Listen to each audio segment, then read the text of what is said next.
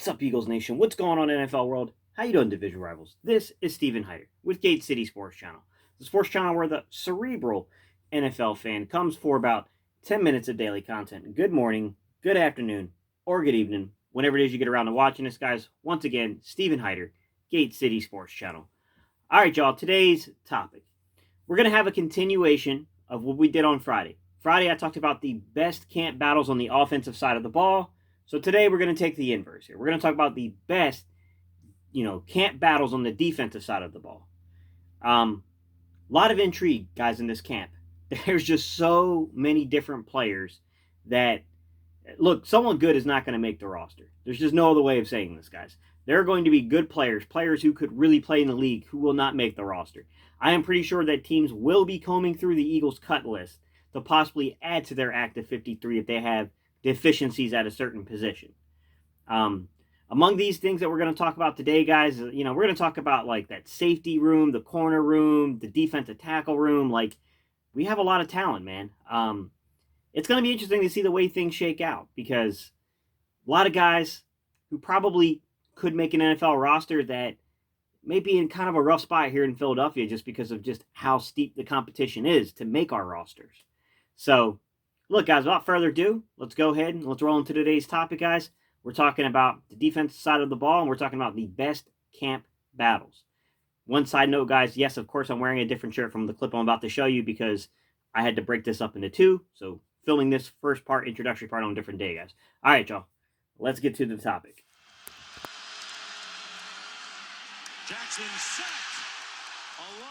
All right, y'all, let's flip over. Let's talk about the defensive side of the ball.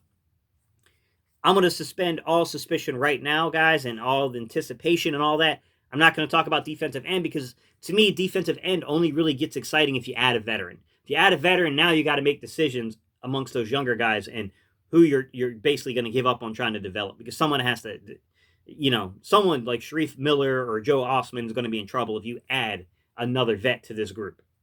All right, where I will talk about the position battles. Defensive tackle. My, oh my, do we have depth at defensive tackle, guys. Hassan Ridgeway, really good pass rusher, okay? This is a really good pass rusher. This is a guy I think the Eagles want on this football team. This was a guy that looked really good when he got his opportunity. First and goal from the 5, it's Cook, and he runs right into the I think the Eagles want him on this team. Anthony Rush. This was a kid when you come to like two-gapping, playing the nose, getting a little pass rush. I mean, it's not his specialty, but, man, he definitely blew up and got into the backfield. He was definitely getting those, behind the line of scrimmage tackles, right?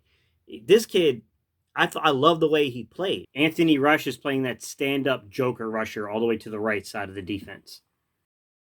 Guys, I'm very familiar with Anthony Rush. This is a kid that played at Cary High School. I've definitely followed this kid's career. I'm very aware of who this kid is. He's a freaky athlete, guys. I'm telling you right now, this kid played tight end and defensive line in high school, and he was pretty good at both positions.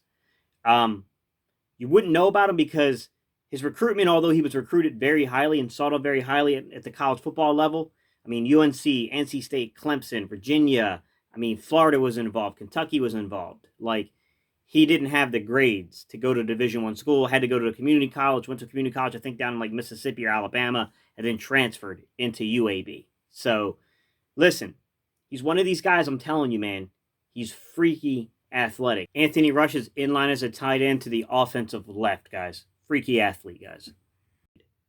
But I got to tell you, there's only so many positions to hold these guys. Even if you go heavy and keep 5, there's no guarantee it's going to be Anthony Rush. Because you got Raequan Williams as well. And Raequan Williams is also one of these kind of two-gap guys that can play a two-gap type, thing, can play on your nose, can push the offensive line back in there and get run-stuffing abilities for you. This is Raequan versus Dallas Cowboys center Tyler Bradish. Film study coming soon on Raequan. I'm telling you, those 3 guys, they're really intriguing to me. Hassan Ridgeway, Anthony Rush, Raequan Williams. Those 3 in terms of your camp, holy crap, that's excitement to watch on the defensive line. And look, that doesn't even count the fact that you have other guys that are good football players that just, I don't think they're as good as those 3. Bruce Hector has abilities, man. Bruce Hector's not a slouch. Albert Huggins, the Eagles really liked what they saw from Albert Huggins, even though he couldn't maintain himself on the roster. Those two guys aren't slouches, don't get me wrong, but you just look at that defensive tackle and the possibilities of the rotation there, guys. I really like what I see there. I really do. All right, guys, the next position I'm going to talk about is linebacker. When I look at linebacker going into camp, before these guys even put pads on, I see 4 guys I think are guaranteed to make the roster. Nathan Gary, Jatavis Brown, TJ Edwards, Davion Taylor. Those 4 to me are your 4 guys that, I guess look, you can make arguments and say that TJ Edwards and Jatavis Browns aren't necessarily locks, but I think they kind of are, just given the state of the roster. I mean, Jatavis Brown would have to really be beat up by Shaun Bradley and Duke Riley to be knocked off this roster.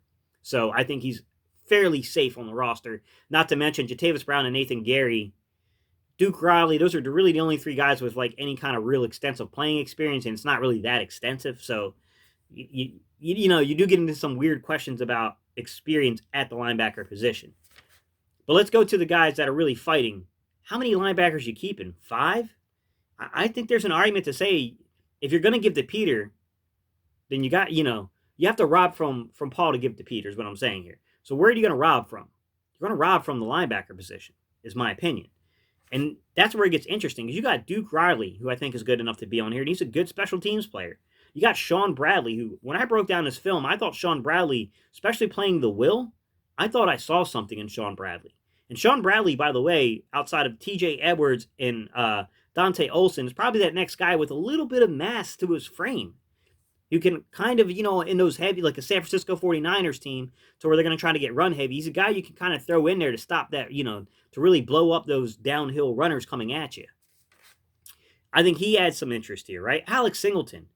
Look, Alex Singleton, in terms of his playing abilities, I got some questions about. Alex Singleton is a very good special teams player. Deep roster guys have to be able to play on special teams. And then the young kid. The next undrafted rookie free agent that I'll be watching at the linebacker position will be Dante Olson. Yes, guys, I will do a film study of this young man for you. But Dante Olson does add a little intrigue to me. I think he's by far the least likely to make the roster and to be more so a practice squad candidate. But I got to tell you, man, they didn't call this guy the tackling machine for no reason.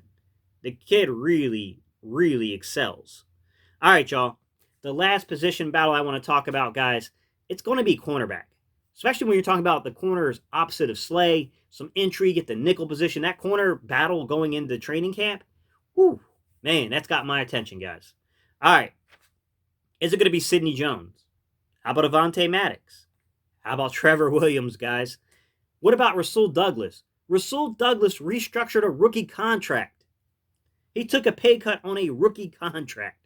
I got my concerns about Rasul Douglas making this roster, guys. What about the young guys that could mix in here, guys? There's 3 guys that generally pop up.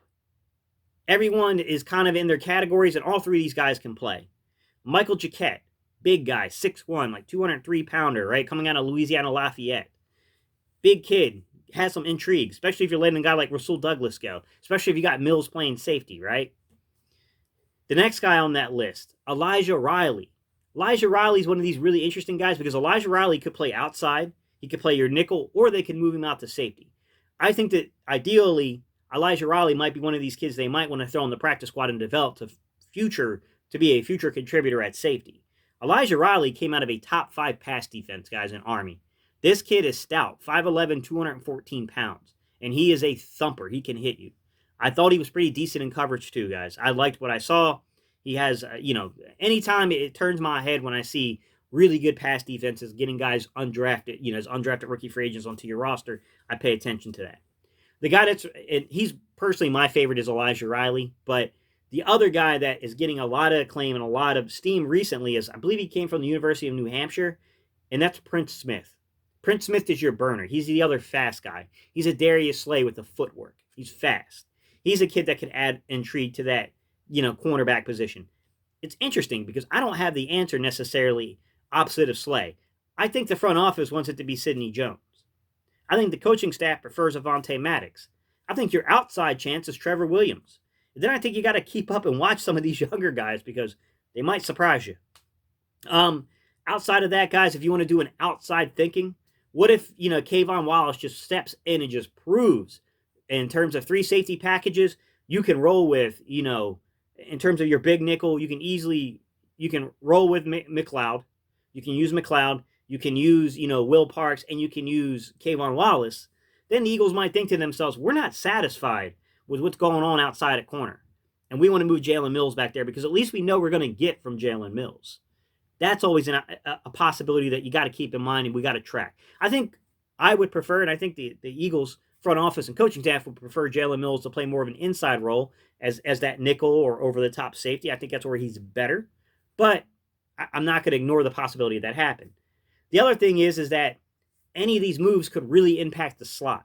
I think we all know Nickel Roby-Coleman is going to be a guy that's going to play at the slot positioning. He's going to be a nickel for us. No doubt about it. He's going to get the majority of snaps there. But let's take a look at a guy like Avonte Maddox. What if Sidney Jones proves to be the guy? What if Jalen Mills comes to take that place, goes to take the outside cornerback again?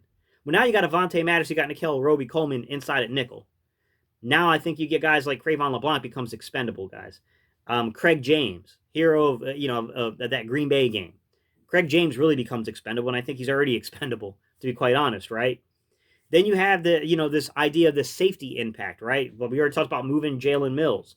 What about a guy like Grayland Arnold, who is labeled a safety, but be honest with you, this kid can honestly play the nickel as well. And he's pretty good, guys. He could definitely turn heads if you give him an opportunity in camp. I think all those things can compound, right? You got Will Parks and his ability. You got other safeties that you can keep as a safety and still just bring down and play in the slot like Will Parks. Like, that adds a lot of intrigue to me as well, guys. All those do.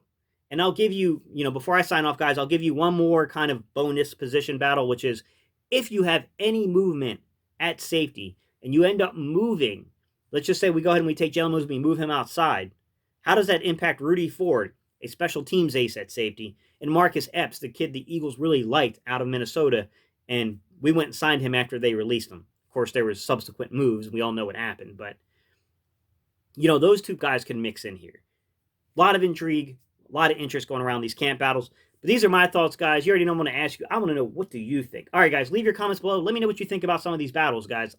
These are really interesting to me. I love these battles. But let me know your favorite battles. All right, guys. You know how we end these videos. We go E-A-G-L-E-S. All right, y'all. Let's go Eagles.